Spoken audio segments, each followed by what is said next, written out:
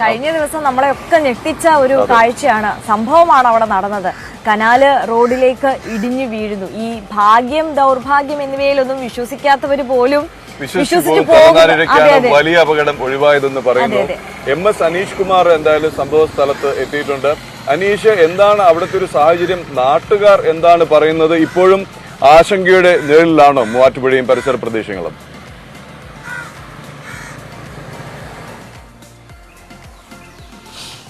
തീർച്ചയായും good morning. എന്തായാലും ഈ നാട്ടുകാർക്ക് ഒരു പക്ഷേ ഇന്നലെ ഈ വലിയൊരു അപകടം നടന്നാൽ ഇന്നൊരു ഗുഡ് മോർണിംഗ് ആവാത്ത തരത്തിലുള്ള കാഴ്ചകളാണ് നമുക്ക് കാണാൻ കഴിയുന്നത്. എനിക്ക് പിന്നിൽ ഏതാണ്ട് 15 അടിയോളം മുകളിൽ നിന്നാണ് മൂവാറ്റുപുഴ വാലി ഇറിഗേഷൻ പ്രോജക്റ്റിൻ്റെ കനാല് താഴേക്ക് ഇടിഞ്ഞ് വന്നിരിക്കുന്നത്.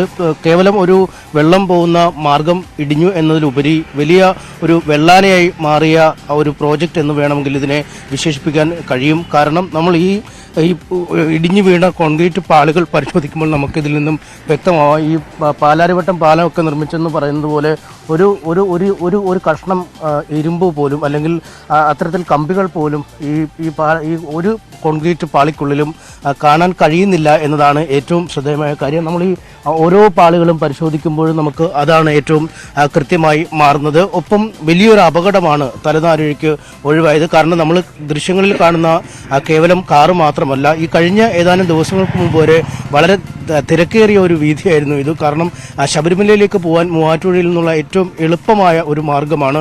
അതുകൊണ്ട് അയ്യപ്പന്മാരുടെ വാഹനങ്ങളൊക്കെ നിരനിരയായി പോയിക്കൊണ്ടിരിക്കുന്ന ഒരു കാലമുണ്ടായിരുന്നു ഒരാഴ്ച മുമ്പ് വരെ. അതുകൊണ്ട് അത്തരം വലിയൊരു അപകടം ഒഴിവായിരിക്കുന്നു. മറ്റൊന്ന്, ഈ ഒരു മേഖലയിലേക്കുള്ള ആളുകളുടെ ഒന്നടങ്കം ഈ കുടിവെള്ളത്തിനും കൃഷിയുമൊക്കെ വളരെ ദോഷകരമായി ബാധിക്കുന്ന ഒരു രീതിയിലേക്കാണ് ഈ കനാൽ ഇപ്പോൾ തകർന്നു വീണത്. കനാൽ തകർന്നതോടുകൂടി ഈ കനാലിൽ കൂടെ താഴെ ഭാഗത്തേക്കുള്ള വെള്ളമൊഴുക്ക് പൂർണ്ണമായും തടസ്സപ്പെട്ടിരിക്കുകയാണ്. അതുകൊണ്ട് നൂറുകണക്കിന് ആളുകളാണ് ഈ കനാലിനെ ഉപയോഗപ്പെടുത്തി അവരുടെ ജീവിതം കരുപ്പിടിപ്പിച്ചിരുന്നത്. അതെന്തായാലും ഈ അടുത്ത കാലത്തേക്കെങ്ങും ഒരുപക്ഷെ ഇത് പുനഃസ്ഥാപിക്കപ്പെടാൻ സാധ്യതയില്ല എന്നാണ് നമുക്ക് മനസ്സിലാക്കാൻ കഴിയുന്നത്. എന്തായാലും അരക്കുഴ പഞ്ചായത്ത് പ്രസിഡന്റ് ശ്രീ ഷാബു നമ്മോടൊപ്പം ഉണ്ട്. അദ്ദേഹത്തോട് തന്നെ നമുക്ക് ചോദിക്കാം ഈ അപകടത്തിൻ്റെ ഒരു വ്യാപ്തിയും ഇതുണ്ടാക്കാൻ ഇനി മുന്നോട്ട് ഉണ്ടാക്കുന്ന പ്രതിസന്ധിയും ഒക്കെ.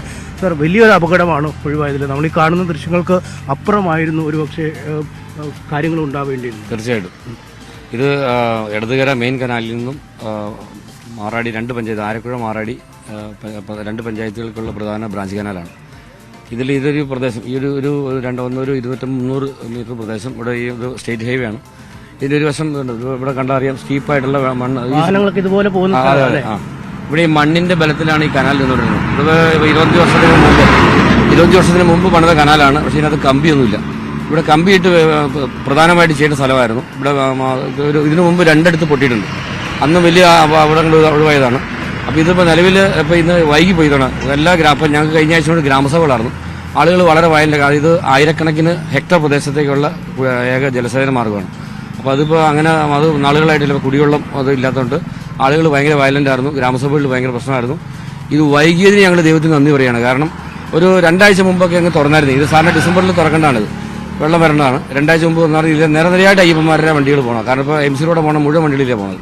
അങ്ങനെയാണെങ്കിൽ വലിയ ദുരന്തം ഉണ്ടാകുമായിരുന്നു. കാരണം ഇത് ഉണ്ടായ സമയത്തുള്ള ദുരന്തം നമുക്ക് ചിന്തിക്കാൻ പറ്റാത്തതാണ്. കാരണം അത് വെള്ളം നിറഞ്ഞിരിക്കുന്ന വെള്ളം കംപ്ലീറ്റ് ചെയ്ത് പോകണം. അപ്പോൾ ഇതിനകത്ത് ഏറ്റവും വലിയ പ്രശ്നം എന്താണെന്ന് വെച്ചാൽ MVIPയുടെ കീഴിൽ, സൂപ്രണ്ട് എഞ്ചിനീയറുടെ കീഴിൽ ഈ MVIPയുടെ മുഴുവൻ കനാൽ വരുന്നത് ആയിരക്കണക്കിന് കിലോമീറ്റർ ദൂരത്തിലുള്ള കനാൽ ബ്രാഞ്ച് കനാലായിട്ടുണ്ട്.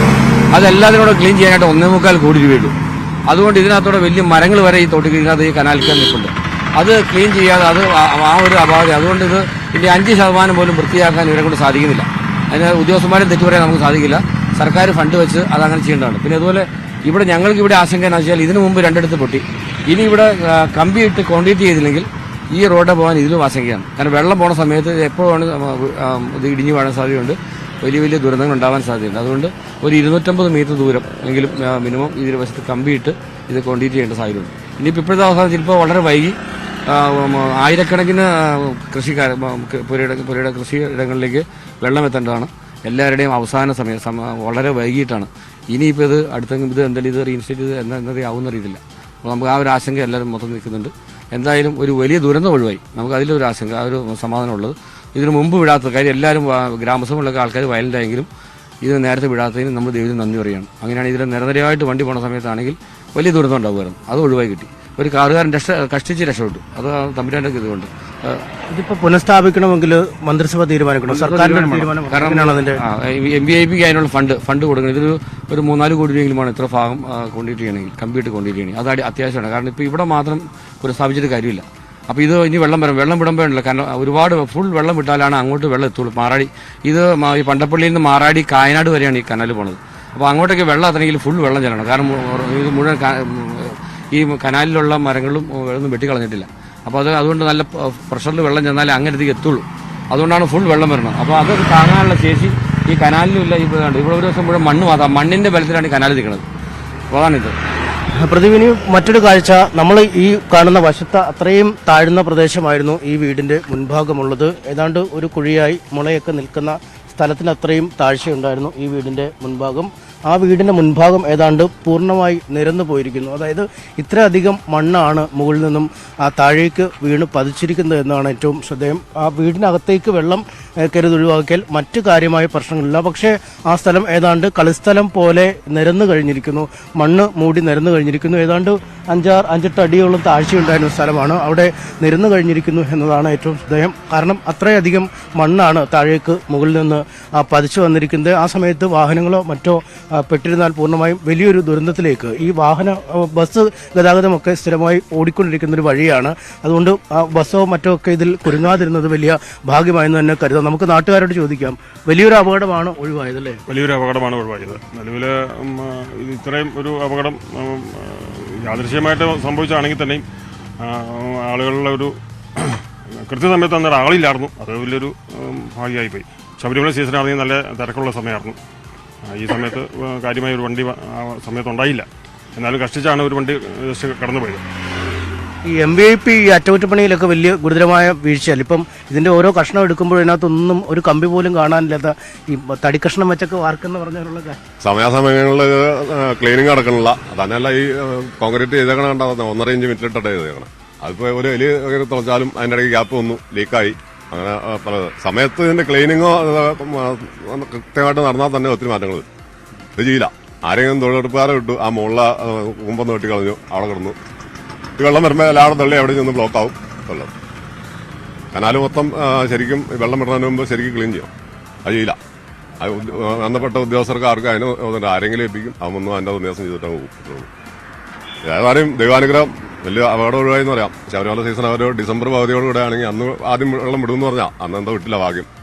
അന്നങ്ങാ ഇത് പോകണമെങ്കിൽ ഉറപ്പാണ് അവർ 2-3 ഉണ്ടെങ്കിലും വിട്ടുപോയാണ്. കാരണം അന്ന് വണ്ടി തുറ ഓടിക്കൊണ്ടിരിക്കുന്ന സമയം, ഇഷ്ടംപോലെ വണ്ടി ഓടിക്കൊണ്ടിരിക്കുന്ന സമയം. ഇതിപ്പോ നാട്ടുകാർക്കൊരു ബുദ്ധിമുട്ടാണല്ലോ ഇനി ആയാലും അല്ലേ? ഈ വെള്ളത്തിന്റെ ഒരു വലിയ പ്രശ്നം കൂടെ ഉണ്ടാവും പോകുന്നില്ലേ? അത് ഇങ്ങനെ വേസ്റ്റൊക്കെ ഇതിനകത്തുണ്ട്, കനാലിനകത്ത് ഉണ്ട്. മരങ്ങളൊക്കെ വളർന്ന് ഉണ്ടെന്ന് പറയുന്നു അല്ലേ? ചേട്ടാ എന്താ തോന്നുന്നത്? ഒരു വലിയ ഭാഗ്യമാണ്. വലിയ ഭാഗ്യം തന്നെയാണ്. കാരണം വെച്ചിട്ടുണ്ടെങ്കിൽ ഇതിനു മുമ്പും 1-2 തവണ ഇവിടെ ഈ അപകടം ഉണ്ടായതാണ്. അന്നൊന്നും ഇത്രയും വലിയ അപകടം ഉണ്ടായിട്ടില്ല. പക്ഷേ ഈ തവണ ഉണ്ടായ അപകടം ദൈവാനുഗ്രഹം കൊണ്ട് ഇപ്പോൾ ഇവർ പറഞ്ഞ മാതിരി വളരെ താമസിച്ച് വെള്ളം വന്നതാണ് ഏറ്റവും വലിയ. അത് ഒരു നിമിത്തമെന്ന് കൂട്ടിയാൽ മതി. അത് തന്നെയല്ല ഈ തവണ എല്ലാ തവണയും നമ്മളിവിടെ വെള്ളം കനാലിൽ നിന്ന് വെള്ളം വരുവാണെങ്കിൽ 2-3-4 ദിവസം കൊണ്ട് വെള്ളം ഫുള്ളായി വരാറുള്ളൂ. ഇത് ആദ്യത്തെ ദിവസം തന്നെ അറിവ് ശരിയാണെങ്കിൽ ആദ്യത്തെ ദിവസം തന്നെ ഫുള്ളായിട്ട് വെള്ളം തുറന്നു വിട്ടാക്കണമെന്നാണ് അറിഞ്ഞത്.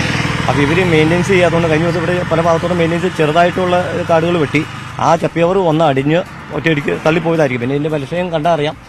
പറഞ്ഞ പോലെ തന്നെ ഇതിനകത്ത് അന്നത്തെ കാലം 40 എന്ന് പറഞ്ഞ് ഇതിവിടെ സ്ഥാപിച്ചിട്ട് അന്നൊന്നും കമ്പിയുടെ ആവശ്യം ഉണ്ടായിരുന്നു. അത് കമ്പി കണ്ടുപിടിക്കാത്തതുകൊണ്ടാണോ എന്ന് അറിയത്തില്ല. എന്തായാലും കമ്പി എന്ന് പറയുന്ന സാധനം ഇതിനകത്ത് ഇല്ല. ഇനിയുള്ളതായാലും എങ്ങനെയാണെന്ന് അറിയത്തില്ല ചെയ്യുന്ന. പിന്നെ രണ്ടാമത്തെ കാര്യം, ഈ ഉത്തരവാദിത്തമുള്ള ഒരു ഡിപ്പാർട്ട്മെൻറ്റോ അല്ലെങ്കിൽ ഉദ്യോഗസ്ഥരോ നമ്മൾ പല ഭാഗത്തോടെ നമ്മൾ എന്തെങ്കിലും ഒരു ഇവരുടെ മെയിൻ്റെനൻസോ അല്ലെങ്കിൽ വർക്കോ ചെയ്യുമ്പോൾ നമ്മളെപ്പോലുള്ളവർ പോയി ആരെങ്കിലും പറഞ്ഞോ ചെന്ന് നോക്കി കഴിയുമ്പോൾ അവർക്ക് ഒരു നമ്മൾ ചെല്ലുന്ന ഏതാണ്ട് വലിയ അലർജി മാതിരിയാണ്. കാരണം അവരെടുക്കുന്ന ആ കോൺട്രാക്ടറായിട്ടോ അല്ലെങ്കിൽ മറ്റുള്ള ആൾക്കാരായിട്ട് ഒരു ടൈപ്പിൻ്റെ പുറത്താവാം. ഇവർ ഒന്നല്ലെങ്കിൽ ഉത്തരവാദിത്തമുള്ളവർ യാതൊരു ഉത്തരവാദിത്തം കാണിക്കില്ല. അത് 100% ഇങ്ങനെ അപകടം ഉണ്ടായി 1-2 പേരെ മരിച്ചു കഴിയുമ്പോൾ വന്നിട്ട് ഇവിടെ വന്ന് വർത്താനം പറഞ്ഞിട്ട് പോകുന്നല്ലാണ്ട്. ഇപ്പോൾ ഇന്നലെ മിനിയാന്ന് വൈകുന്നേരം സംഭവം ഉണ്ടായി. അവർ ചിലപ്പോൾ അതിൻ്റെ കാര്യങ്ങളെല്ലാം വിശദീകരിച്ചു, ഇത്ര രൂപ വേണം, ഇത്ര രീതിയിൽ ചെയ്യണമെന്ന്. ഇനിയിപ്പോൾ ഇന്ന് അന്വേഷിച്ച് നോക്കിയോ, ഉറപ്പായിട്ട് അന്വേഷിച്ച് നോക്കിയോ, അന്നേരം പറയും അയ്യോ ഞങ്ങൾക്ക് മുകളിൽ നിന്ന് അനുവാദം കിട്ടിയിട്ടില്ല, അതിന് ഫണ്ടില്ല, അത് സമയമെടുക്കും എന്നും പറഞ്ഞുള്ള രീതിയിലേക്ക് പഴയ തദൈവ രീതിയിൽ തന്നെ പോവുള്ളൂ. അത് അപ്പോൾ ഇതെന്താണെന്ന് വെച്ചിട്ടുണ്ടെങ്കിൽ പൊതുജനങ്ങളെ ഇറങ്ങി ഇങ്ങനെയുള്ള കാര്യങ്ങൾ ഒരു വിനാശം സംഭവിക്കുന്നതിന് മുമ്പ് നാട്ടിലുള്ള ജനങ്ങൾ ഇറങ്ങിക്കഴിഞ്ഞ് അല്ലെങ്കിൽ കാണുന്ന കാഴ്ചകൾ പൊതുസമൂഹത്തോട് അറിയിച്ചു കൊടുത്താൽ കുറേയെല്ലാം വ്യത്യാസങ്ങൾ വരും. നമ്മളാരും പ്രതികരിക്കാതെ ഇരിക്കുന്നതുകൊണ്ടാണ് ഇവർ ഇങ്ങനെയുള്ള കാര്യങ്ങൾ ചെയ്യുന്നത്. പല ഭാഗത്തും അതാ, ഏത് ഡിപ്പാർട്ട്മെൻറ്റും ആയാലും അതെ കേട്ടോ, PWD ആയാലും MEP ആയാലും ACP ആയാലും എല്ലാ മേഖലയിലും നടക്കുന്ന ഒരു കാര്യം ഇത്. ഇപ്പോൾ എന്താണെന്ന് വെച്ചിട്ടുണ്ടെങ്കിൽ തോന്നുന്ന മാതിരിയുള്ള ഒരു പ്രവർത്തനമാണ്, യാതൊരു മാറ്റമില്ല.